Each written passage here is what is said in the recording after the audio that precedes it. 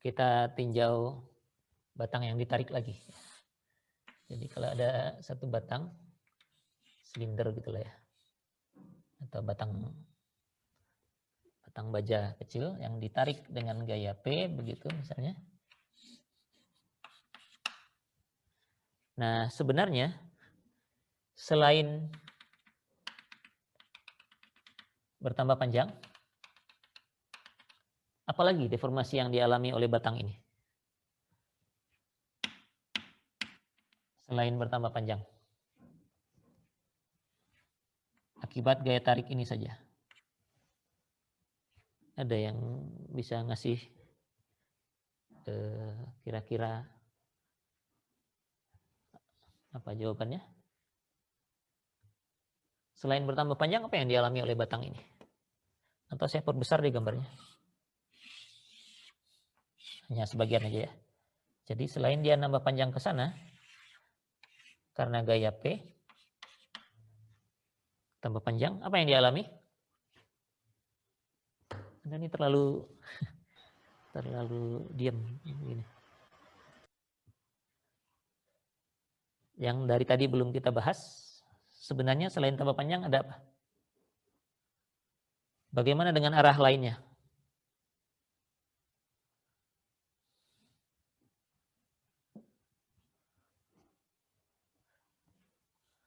Kelas ini lumayan besar ya sebenarnya, 60 sekarang kalau tidak salah saya.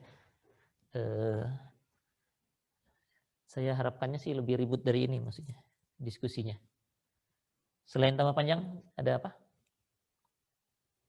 Dalam arah lain bagaimana? Mestinya?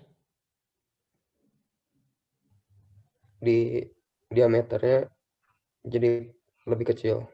Jadi mengecil dia dalam arah lain ya. Jadi kalau dalam arah ini dia memanjang, dalam arah yang lateralnya, lateral itu dalam dua arah yang lain kalau 3 dimensi ya. Jadi kalau ini X, maka lateralnya itu arah Y dan Z-nya, dua-duanya, itu dia berkurang ya. Ya, ekstrimnya dibuat begini, walaupun perpindahannya sebenarnya kecil gitu ya. Sebaliknya kalau dia ditekan, jadi kalau dalam satu arah dia mengalami pengurangan panjang, maka dalam arah lateralnya dua arah yang lain dia akan bertambah. Ya. Itu fenomena ini pertama kali ditemukan oleh Pak Poisson gitu ya. Pak Poisson ini. Poisson itu orang Perancis ya. Poisson itu artinya kalau tidak salah ikan ya. Jadi kalau kayak orang Amerikan namanya, nama belakangnya fish begitu ya. Kalau di Perancis Poisson. Dia yang pertama kali melihat fenomena ini. Jadi kalau ada penambahan panjang dalam satu arah, maka dalam dua arah lateral yang lain dia akan mengalami pengurangan. Sebaliknya kalau ada pengurangan panjang dalam satu arah, dalam dua arah yang lain dia akan mengalami penambahan panjang. Ya. Nah, Pak Poisson ini melakukan pengujian untuk sejumlah material.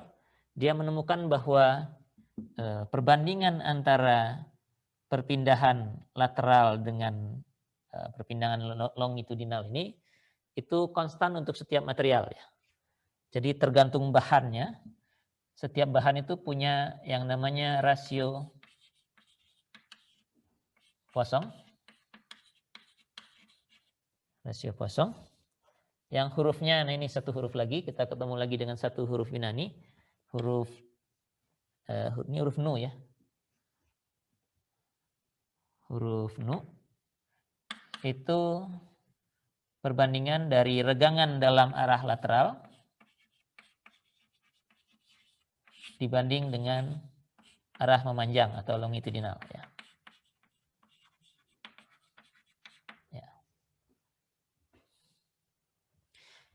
Longitudinal ini arah gayanya ya. Jadi kalau kita kan berurusannya dengan gaya normal nih saat ini, longitudinal itu arah gaya normalnya, lateral itu dua arah yang lain ya.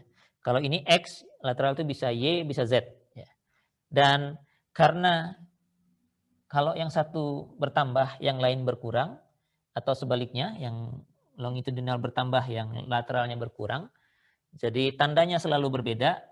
Agar rasio Poisson ini ditulisnya angka positif, ini dikasih negatif di situ. Jadi nu ini bilangan positif pasti. Karena kalau ini positif, yang ini negatif, terus tandanya negatif jadi plus sendiri, ya. Atau sebaliknya.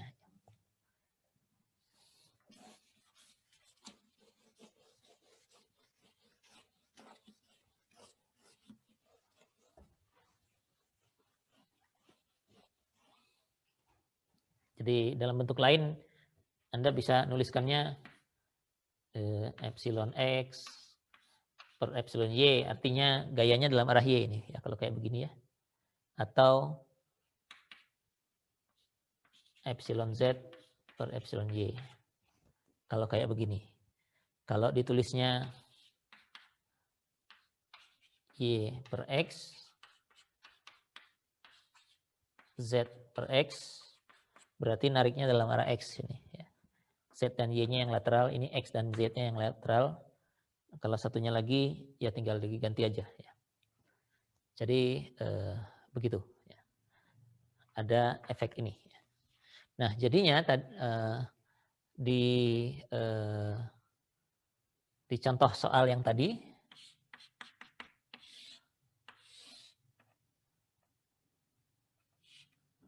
kalau batangnya silinder dan diameternya diketahui,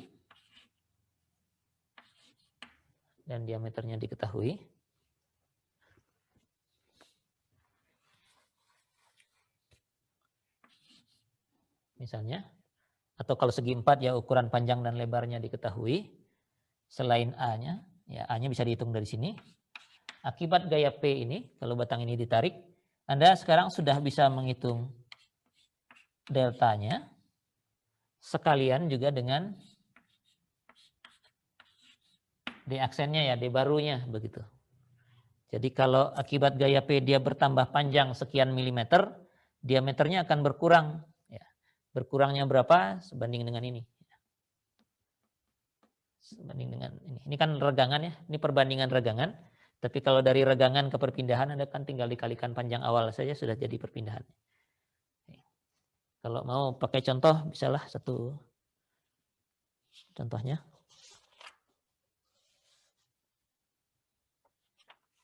Nah ini aja, ada dari buku.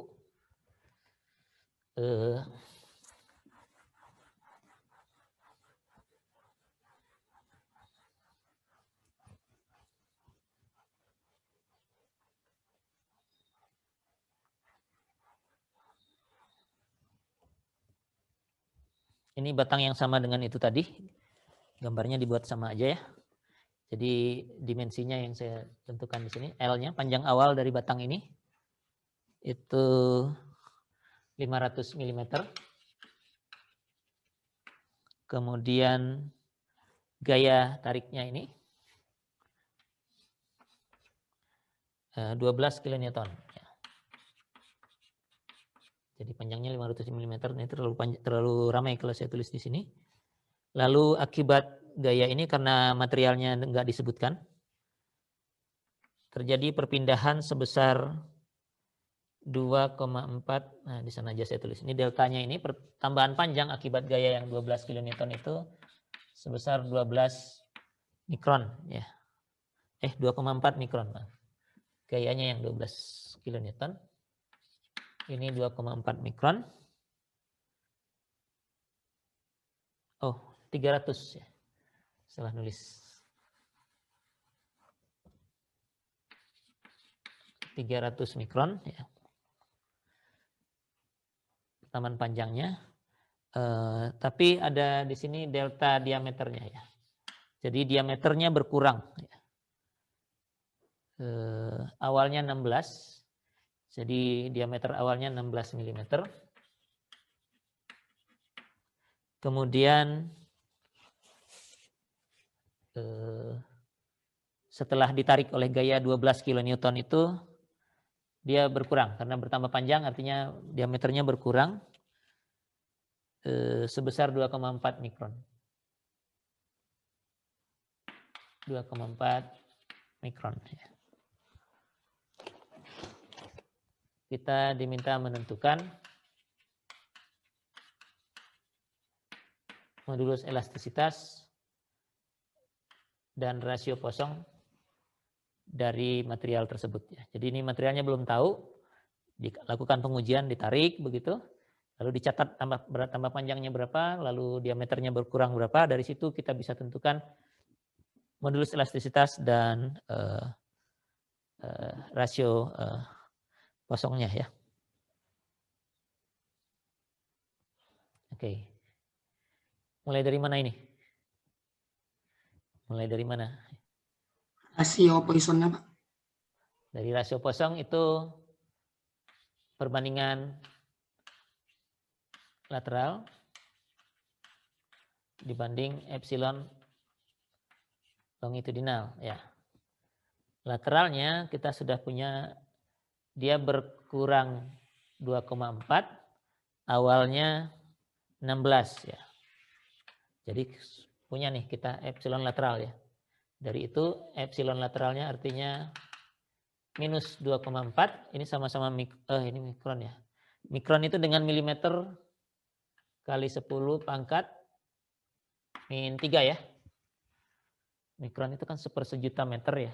Jadi kalau dengan milimeter seperseribu dibagi 16, itu ini adalah epsilon lateral dan angkanya itu ada di sini.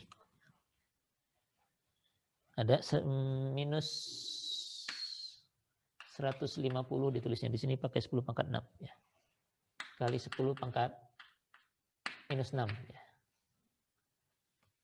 Ini yang lateral. Yang longitudinal pertambahan panjangnya ini 300 mikron, jadi kali 10 pangkat, ini panjangnya tadi dalam milimeter ya 500, jadi ini minus 3 dibagi 500, angkanya 600 kali 10 pangkat minus 6. 600 kali 10 pangkat minus 6, jadi dua-duanya bisa kita masukkan ke sana. Kita akan dapatkan ini minus dari minus 150, pangkat minus 6-nya sudah sama-sama habis lah ya. Bagi 600, jadi dapatnya 0,25 ya. Jadi rasio Poisson dari material ini 0,25. Oke. Nah, modulus elastisitas akan muncul kalau kita tahu tegangan dan tahu regangan. Regangan sudah tahu kita. Regangannya kan dari pertambahan panjang. Pertambahan panjang itu adalah ini 300 mikron. Regangannya tadi udah dihitung lah ini ya. 600 kali 10 pangkat minus 6 ya. Jadi hukum Hooke bilang sigma itu adalah E dikalikan epsilon. Epsilon sudah diketahui, itu yang dalam arah memanjang 600 kali 10 pangkat minus 6. Tegangannya yang belum, karena yang kita ketahui gaya ini adalah 12 kN, harus dibagi dengan luasnya dulu. Jadi kalau mau dalam apa nih, megapascal gitulah, 12.000 dibagi dengan ini diameternya 16 ya, jadi pi per 4 16 kuadrat sama dengan E dikalikan itu 600 kali 10 pangkat minus 6 ya. Oke. Jadi ini semua sudah angka, tinggal E-nya yang tersisa. Jadi E bisa kita selesaikan di sini, dan kalau Anda hitung dapatnya berapa? Hitung aja lah sendiri. 12.000 dibagi pi kali 16 kuadrat bagi 4. Terus itu dibagi 600 ya.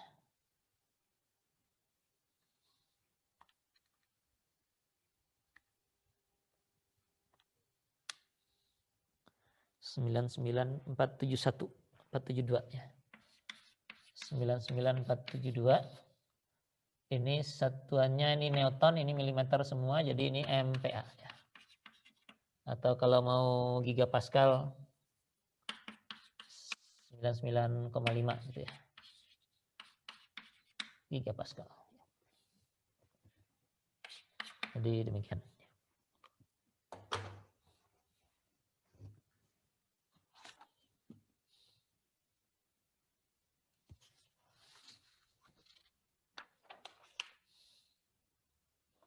Oke, saya kira itu dulu hari ini. Saya akan berikan problem-problem terkait dengan apa yang kita bahas hari ini sejak dari awal tadi, tegangan pada bidang miring, kemudian ada regangan normal, regangan geser, lalu deformasi, cari tambah panjangnya berapa dari struktur mestinya ya, jadi jangan lupa statika mesti akan terlibat, lalu Anda akan diminta mencari panjang atau apapun lah ya, tinggal mengutak-atik formula yang ada, perpindahan sama dengan N kalikan L dibagi EA itu.